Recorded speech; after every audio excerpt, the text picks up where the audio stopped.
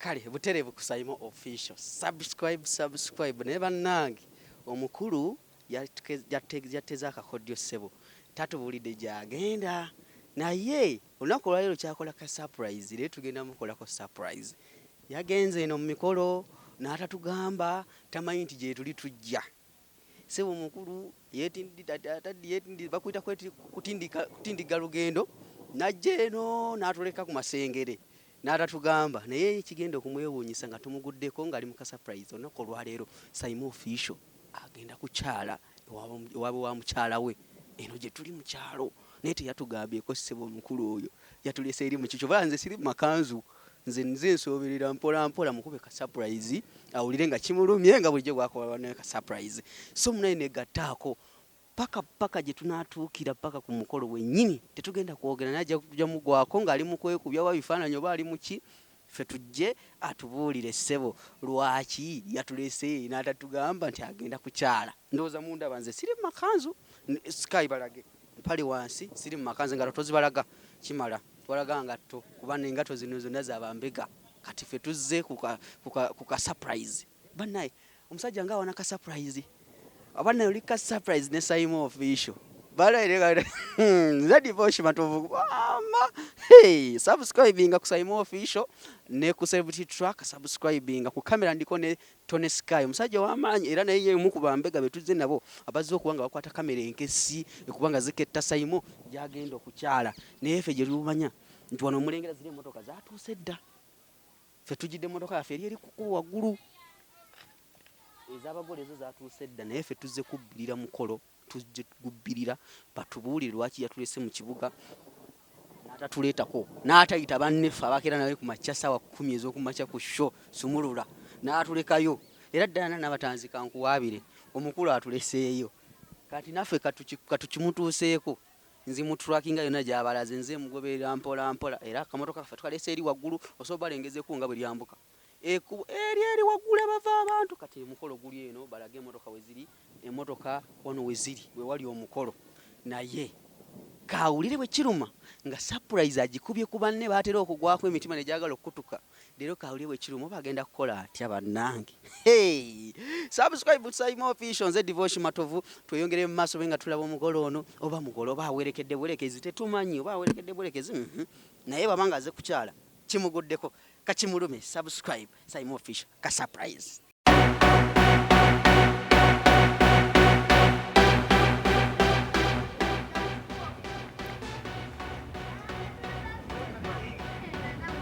omukolo guli eno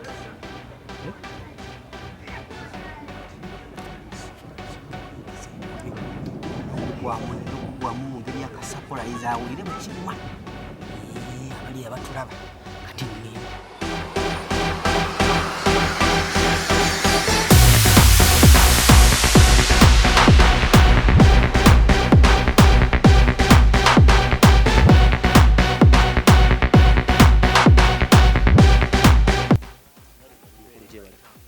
kigenda kitya kirikiriya wano wali omukolo batukambe omukolo tujje tuzeko guli wano omukolo guli wanene era tuli mu kaseera ka malya ga byamisana omugole yani omwami yani nze newunyiriza nnyo omwami yono omwami wakola ku TV ya Kabaka eyo ku makya Saimo ali wano omwami Saimo ali waneno kawala ata yennyini si yoyo yeye yennyini gyali era tugambe nti bagenda mu kukyala naye twagala mugwako tumugweko ka surprise kati tuze tusoba bafuba tujidde makanzu nga mikolo gitambula gitya kye kigenda maaso giri kiriya lwa mutukidde mu kaseera kakulya omu yasooka aliyo basooka mugwako ali mu kulya ali omwe mmere eri bweti emulemedde nawo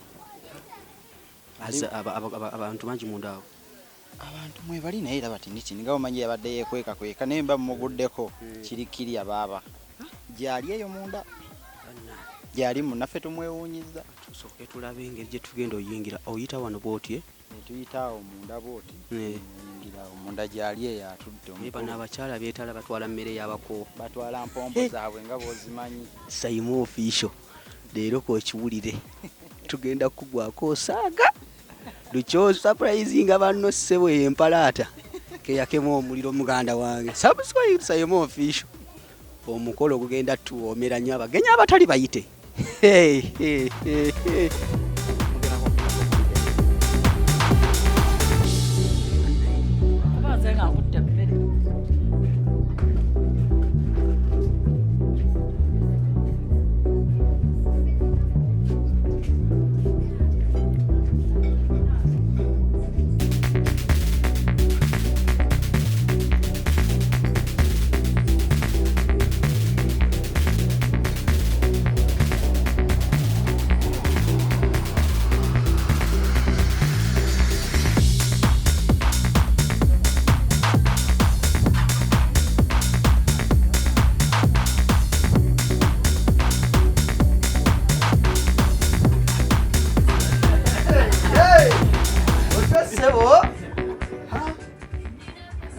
yatugambye kati omutima gw'omutujja abala atambadde kanzu batuuse yatulese ku mulimu yatugambye abali ka surprise okuba twavudde eri waggulu mpaka wano yatulese ku masengere fe abakira naye ku makya saa 11 yatugambye naye ka surprise katukamukube bannange baba jangu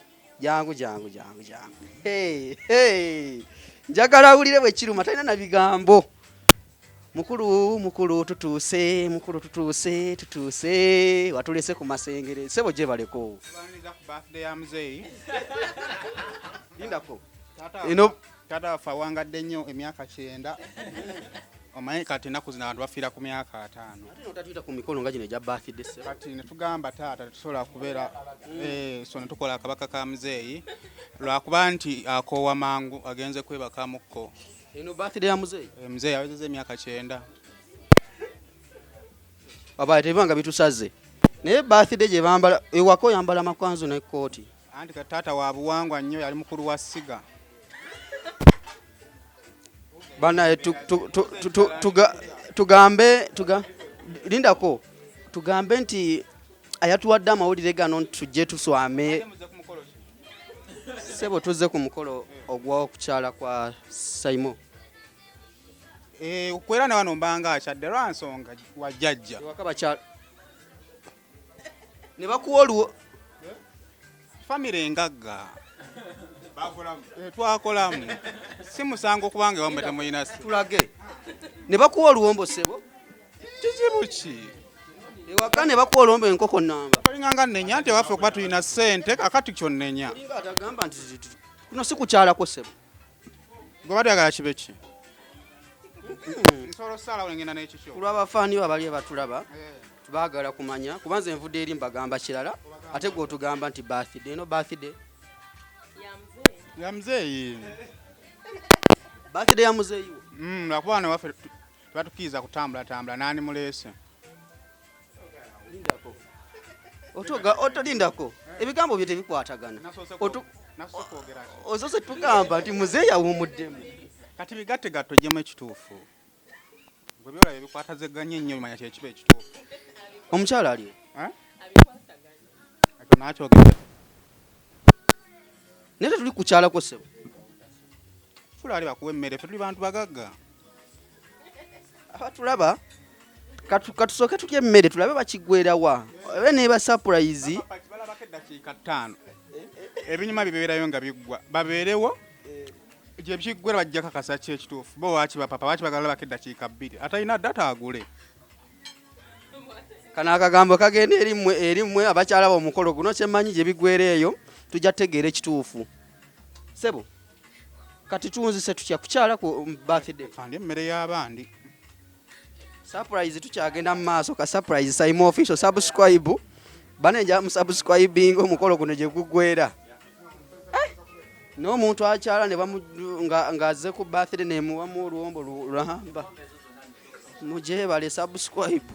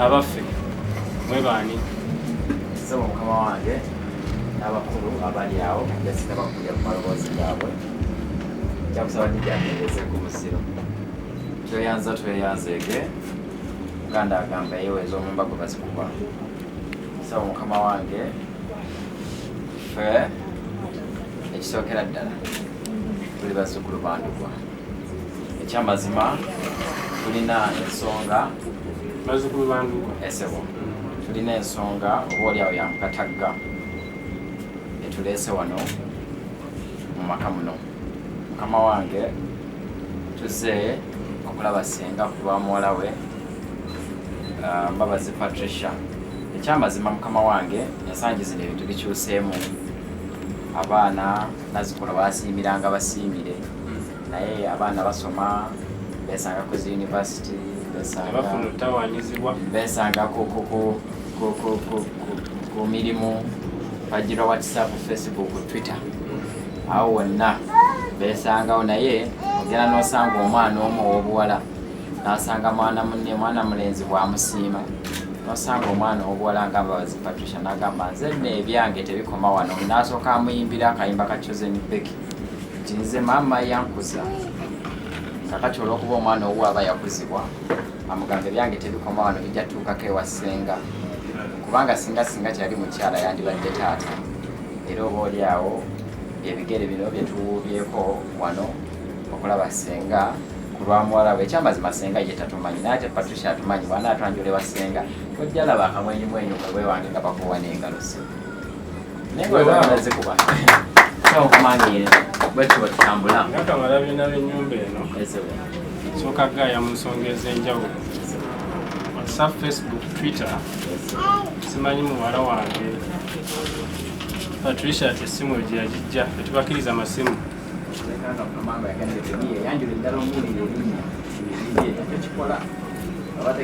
naye nga bwe mugambye nti mwannyinaze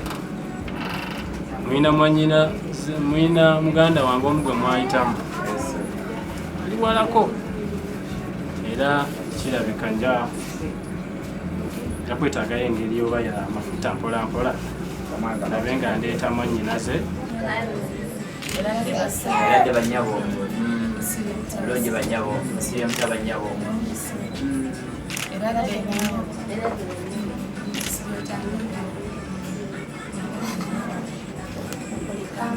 nage tugaisemu banyabo nga bali kusabira olwawo amiina namwe mwebala okutwaniriza alewa papa katono batukulu bannyinaze muzze naye muli bakubi waliwo baganda bammwe abazze wano okusooka nga balina okumbulira abagenyi bano naye ekyamazima tebalina kye bamanyi mumwe bonsatule mwensuubira okuba atleast nga muyina ekyenkizo kyonna kyonna ekiyinza otutuyamba netujjawo okukuguba kuno kwonna njagala mbabuuzi saala babuuza esatu bannamwe mbabuuziza esatu nga bakkalambidde nti nedda banyabo amazima g'enju eno mukimanyi tuli ba mazima ddala abakulu bano bwe mwetegereza bwe muti mulinako gwe mumanyiiko oba mubamanyi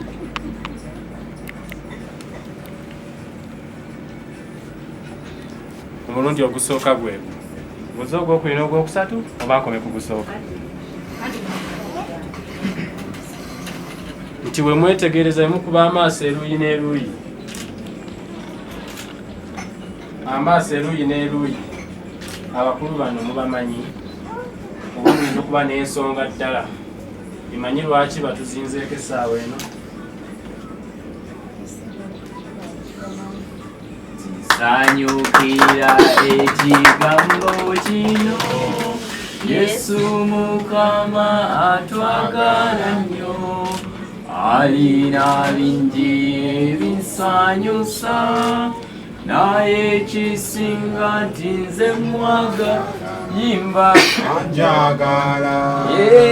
anjagala ssenga kunjagala senga Anjagala.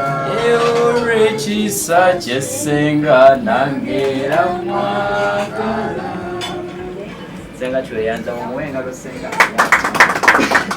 Mwannyinaze omulungi nga bw'ogambye abantu bano nti obamanyi. Tandise ofuna ekisa ku mutima. weewaawo Era mbadde nkusaba mu bigambo ebyangungu oyogere ddala nsonga ki lwaki obamanya. Tweberera nnyo ewaka batukuza nti twagala nnyo kumanya abantu b'ebweru okuggyako mu mbeera ennungi. Bano bamanyidde ku mulamwa ki? Mwannyinaze tuweeyo tuwulire.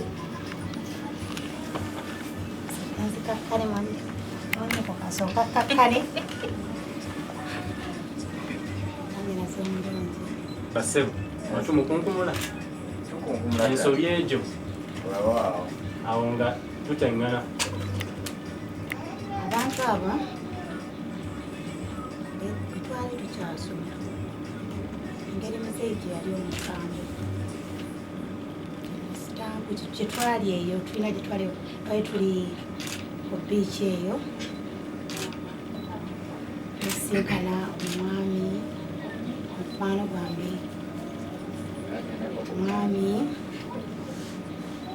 ali awo amannya ge genkyasirikidde naye omwami oyo teyali mubi naye wadde saajangu wamuleeta mu bakadde naye ngaekyamazima mukwano gwange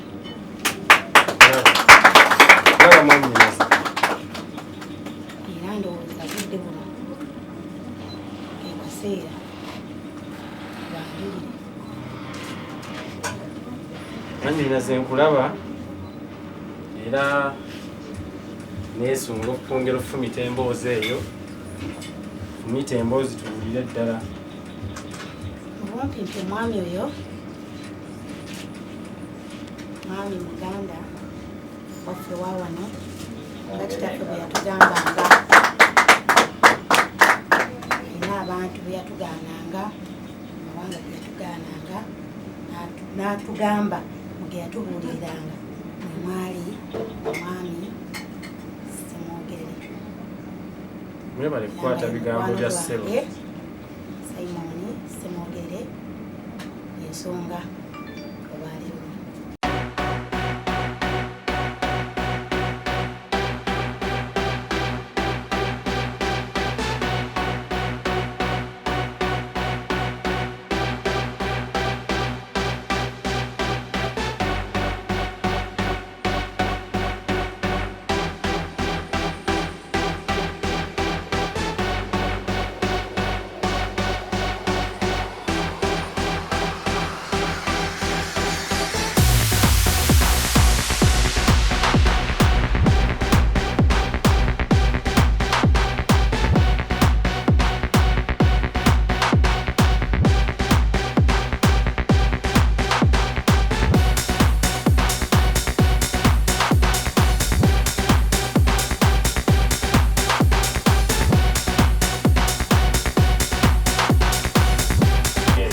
mukama wange abaana balina omukwano gwa mulugwala na kiwembe Kale muwala wange nja kubuuza ebibuuzo bino.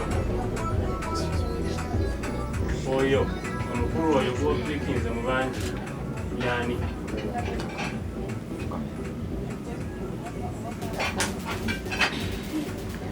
Tata nsaba kufukamirako nga nkwanjulira omwami ono. ng'empisa y'omumaka gano. mumuwe engalo omwana wa mpisa metroni obikopa bye tunakola ku gwaffe Omwami ono bamuyita Daniel Semwogerere. Ye mukwano gwange. engalo Walugabe. Walugabe. Wa Lugave Sebo. banaye engalo mukama wange ng'akyali awo wenyinikkiriza mwana mulenzi ate mukwateko ku Muwala ntumbwe wange katono nnyo nkusaba nga bwe nagambye bakyesirikidde bangi tusobodde kumenya naye oluusi nga balimira bba batulengera. Kusaba obagambye ebigambo ebyo tutegedde owoolugave nga bwali mukwano gwo era basuubize nti gw'ogenda okuba naye mu kiseera ekituuse. Bagambye kakasi Anyewo ne basebo. Omwami ono mukwano gwange. Paka last. Tukolagana. Amanyi, mumanyi. Bambi kirina ensonyi. Nansonyiwa. Basuubiza okubeera naye paka. Engalo abo. Ndowooza bagende bali mu kifaananyi. Omukulu Sebo mukama wange. tugamba ki? Mukama wange mwana mulenzi ng'okyali waggulu. Kkiriza omukulu ono bwe nalinyidde mu bigere weewaawo galaji etereka emmotoka naye tebeera yaayo. Kkiriza nkutegeeze mwana mulenzi ogenda mubikkulako ku ntumba ate mukwateko ne ku kundi katono. Si mulala ye Ssemwogerere Daniel nerya Simon lye. Mukama wange mwana mulenzi ono azaalibwa omwami Mutyaba Fred nga ono ekibbattaka kyagenda okujja nga yeesooka dde lirye neyeebika eringi neyeebakira eringi ate neyeebika ettono. Era nga muzzukulu w'omugenzi Sempa Hosea, muzzukulu wa Ssemakula, muzzukulu wa Mukiibi, muzzukulu wa Ssemwogerere, muzzukulu wa Katende, muzzukulu wa Ndugwa oyo nga ye wa Kasolya mu bumpimpi mwana mulenzi yeddira Lugave Akabbiro Maleere. Simba wakati katono nnyo amatutu ku nkumula. Yezebo mukama wange manyina nze yajja sigala waggulu anti ebisa munnange tebijja muno nyabo boogera ku maama kakka. Sebo mukama wange nsoma bisome kubanga n'omulembe gwe tuliko omusomi. Omwana mulenzi ono maama omulungi amuzaala y'omukyala Nabunnya Harriet era ngo nazaalibwa omugenzi Blasio Kaggwa. Maama ku buuyi obwo yeddirangeye Akabbiro ku nguvu era nga amutwala Kasolya ye Kasujja ebusujja mu bumpimpi mwana mulenzi wa Lugave ate ku buuyi buli muzzukulu wa Kasujja Owengeye. Bwatyo bwatambula tweyanzanye. Tweyanzanye olw'obubaka obwo. Ekyamazima abakulu nyongera okubaaniriza. Weewaawo taata.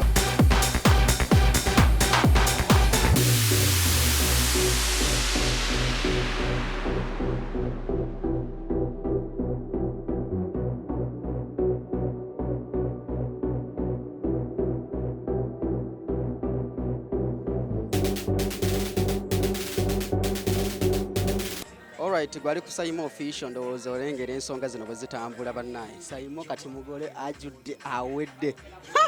Laba smile. Bannaage. Kyali awo baddaye. Kati abako kiwedde. Kakati temuvaayo wano we tuli ku Saimo official. Haddage. Richaye panka. Saimo official kwa tuli. Bale mujebala batulaba tubaniriza ku Saimo official onako olwaleero si agenda okukola nze divorce zakituddemu naye maama owaayi nawe smilinga olulenzi smilinga muko Zola nyinza obutaddamu kuseka paka wiiki ejja. Lwaki Sesenya nti ono olina okuseka. So gamba kano ka smile ketwa onako olwaleero kagenda kukoma leero oba ojo kategese Kali sponsored era kayinza obutaddamu. Abatula bali ku Saimo official era omukolo guno gujja kuba butereevu. Bafani obali eyo bagamba leero ka surprise naye nkakubyeko. Tulina kwa tuli kukyala kwa Saimo. Omukolo gwa maanyi tuli eno tutambule tuvuga tujje eno ne batwaniriza mu smile nga mungeno kulaba ngo bitambula naye tuli ku mugolo omwami. Bw'otuuse wano kiki kisose kujira mu mutima.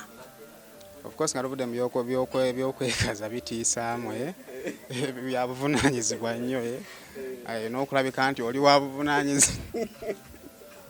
Munda mulimu ekiŋŋamba siri wala naye nekiŋŋamba oli ku buko kati mwana muli mutima owulira nga atali ku buko naye ojja newekwatako bandi ku buko olina gwewerekedde otera kwerekerako kuba nno mbadde neperekera nnyo naye kati kululu bamperekedde. Omugolo mukyalo gamba otya? Ndi bulungi sebo ogamba tati olulenzi lutuuse annaye ndi musanyufu wangi sebo owulira otya mama? Bannaye ndi musanyufu mwami wange akyadde ewaffe. Olulenzi luno ewaka lulenzi lutya? bisinga so abyogera mu bantu naye lulenzi lwa kabi kyembamu ebigambo ebibasala mu Olenzi Saimo musajja mulungi. mu meeting mutya banga maze banga kina Saimo. Tumaze mpozi banga kisijjukira. Nedda sebo ensonga zireke tuzimalirize fuludde. Ebbanga ddene omwaka gw'osigujjukira mwe. Sirijjukira mwe twasinkanira naye nga tuludde naye. Tebatera kugumiikiriza okutuuka ku mikolo nga gino bateeka abami wa ku pressure njagala okyale waffe Saimo wamukwato tekwata si lusajja lwangu luno lwolaba. Saimo si musajja muzibu ate kirala yanjagala nga Saimo yanjagala ate nga nange namwagala so yalina kikola mu kwagala. Kumwe nani yagamba tunono olunaku luno bweruti ne bweruti? Olunaku twatuula babiri ne tulwogerako. Nagamba nti nange lwensazeewo era ne mulinda mu COVID ono nti abantu ere basatu batonotono. Kyo Saimo gwoba okiddamu. Ono atubulira lwaki yalonda mu scientific sebo ennaku zonna zaaliyo ebbanga libadde panvu era nolonda mu scientific. Aluvudde mu byokwasamanze nzikiriza Katonda nina plani zange by this time nalina okubanga nina byenjagala okubeera naye ndabika sibeerako wadde n'ekimu. Kigamba nti kyendi si kibi naye nzikiriza nti Katonda alina byasetinga ebyange. Ebiseera ebisinga gwe kola then Katonda akublessing. So COVID waliwo obwetaavu. Omuntu omukulu tegiba myaka obukulu tegiba buwanvu waliwo ebintu abakulu bye bakola nga tebyetaaga na kumanya COVID because kati saazo ne landlord wakubira esimu mugamba COVID so yafuuka excuse naye obukulu ate tebugaana muntu kusasula school fees obukulu tebugaana abantu kulya mmere so kati bino bya kikulu so oba okola ebyekikulu ova mu excuse noyiye embeera. Abavubuka bangi batya obuvunaanyizibwa nga bwobanga ofunye omukyala bino ebintu nga bino babitya. Kitwala ki omwami okusalawo mu mulundi gwe munagamba tukole kino n'omukyala ne mugendera ku page emu? Ekyamazima bitiisa olwansonga nti maybe ebintu bikyuseemuko however mu bulamu bw'ensi eno kasita osalawo n'ogamba kankole kino kati nyinza okwekizamu singa okera ku makya n'obala transport gw'okozesa ewaka just transport oyina kukizula nti olina ssente. Katonda aba akuyambe n'akuwa ku mmotoka olunaku lw'olibala amafuta g'okozesa ojja kizula nti olina ssente. So maybe enjawulo gye tulina abantu nti abamu balina ssente wamu awo abalala tebazirina wamu naye nga bazirina. So kati abasinga tetuzirina wamu like tosobola kungenda mu lumu yange n'ojjayo ssente naye nzirina oba ntegeera. So it just takes time okukuŋŋaanya ezo kyonna gye ziri n'okola ekyo kuba kati bw'oyagala okubeera nga bali abazirina abamu at the end of the day genda mumaliza tokikoze. Your fans out there about supporting Saimo Official kubira ddala eri emabega n'essaawa eno kuba buli muntu yenna yeegomba otuuka ku lunaku nga luno oba owulira otya era baka kiboyeza okuweereza abafaani babali abakulaba? Njagala okwebaza actually singa si bantu abaagala Saimo bo bayo tebakimanyi. Olunaku olwaleero waliwo omwana ampeereza actually nawe akwererezaako ssente oli gwe twakoya nga tugenda ekaba ewa ebushenyi akedde nampeereza ddira ne bazibadde mu bazibadde mmeka pulite ku mutima nga ninga mu mwana tamanyi naye esimu yange yagisigaza ninga mu mwana tamanyi kyakola ki kyakoze nti batuwa ssente zaabwe bana bakutuma ku surprise abasubscribinga ku Saimo Official bo batwebaza nnyo mwebale kukola bikoze bitya naye tamanyi time gy'amala nga akugoberera abakuwa ssente. Ekyamazima singa tebabadde bo maybe n'okulimu gye tukolera tekisoboka because tulibadde mu hard time. Nyabo akabuza akasembayo gwe ng'omukyala kitwala ki okuzimba omwami obuvunaanyizibwa nga Saimo? Ekisinga mu byonna kukolaganira wamu kukkiriziganya mpozi nakino nkigamba abakyala kubeera omukkakkamu eri omwami wo kumuwuliriza buli kyaleeta gundi yonna gyaleeta musupporting. Bakyala basinga basooka kutunulira nnyo ssente awatali ssente abangi obufumbo babusuddewo owangadde otya n'omwami ono? Omwami ono nga we nkugambye mu kusooka tukolagana Mwami si muzibu. Yaye. Kale obugambo busembayo ng'owaana olulenzi luwaane mukko nga tumaliriza. Nedda ssebo obugambo busembayo ng'owaana olulenzi luno. Luwaane. Singa simanyi kuba. Luwaane mu olulenzi. Awaana ine bimuli. Nedda ssebo. Wamma waana ku lulenzi. Kano akadde tulinaako kamu kokka ate bigenda ku mutimbagano olusigala emyaka n'emyaka n'abazzukulu bali bisanga nti jjajja yawaana bbaawe. Saimo. Kanjogere bye kimu ku byesinga omwagalako. Naye ng'okiwoomeza luwaane mpolampola. Oyina simayire ennungi. Lidako. Nado smile ya. Saimo, wana nedda. Wana mchala tupe wana. Nze mpana nina ekinnye ku but of course wano unyinza obutawana malinja kwebaza kitwala omuntu okubanga mukakama okubeera nange sirwa kuba nti ndi muzibu naye sitegeerekeka.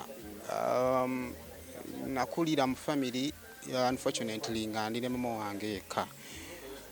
Kati nzo okubeera omu mu mulo tekinkosa nze nasobola okubeera nze mu kisenge nga ndi fine nga siina kinyeezezza. So it takes omuntu ali committed kubondagako nti oli wakabi nyinza obutakulagaako but embeera zange olede ziraga nti ndi wakabi. Kitegeeza osobola okuignoringa nga nzolera I live an ignored life. So kati gwe kyokola ono close nti ogenda kunsika nekitakola ki nekitansika. So kitwala omuntu ali committed. So that's why I had to come here. Actually nabadde nzomanyi olwo kyenkola ngamba hane leero nsuseemuko naye bwe ndaba ng'omuntu akyajja ngamba this is the right person. Kuba wembeera n'omuntu nga bwenjira naye n'ogira tuyinza obutakwatagana. So I had to come here see abantu abasinga bajja kuba bazadde ekitiibwa menze naze kwebaza ono okusooka so nga bazadde yesu tulina bawe ekitiibwa ne waliwo abatakyalanga nga abazadde tebafanga oba ntegeera. So I had to do it maybe kwebaza ono okusingira ddala.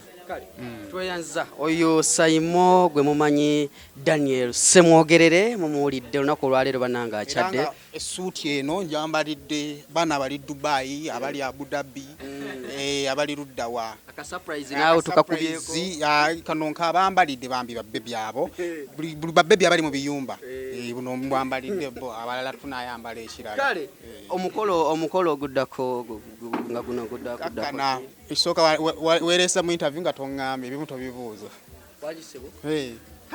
Program Sumulula amakya amalungi Saimo Kawalata munaye gwe musinga okwagala ennyo leero akigadde. Ndowooza kati ababadde mu commenting awansi awo bannaye Saimo kati akigadde kati ndowooza owa perfume yajja okuddako awo. Abasajja bakuba wagifuna. Abasajja bankubira abasajja bakuba oluto olunkolokota yakuyancha ku Monday tugenda gisabo togisabo kulula kati Saimo official kwe tuli subscribe ne ku celebrity track mugende munonye ebiri ebirungi je ebiri ne ku SB4 je bali gospel live wolokoso extra nange nina okwanjira so nange mumpagire gospel live na meetings zigenda tuula. Wolokoso extra zigenda tula SB4 zigenda tula cruise exclusives zigenda tula meeting. Kale tubere kansibule naye mikolo jagena maaso tugenda batusaako oluwombo nya ku luwombo bere bulungi. Subscribe Saimo official.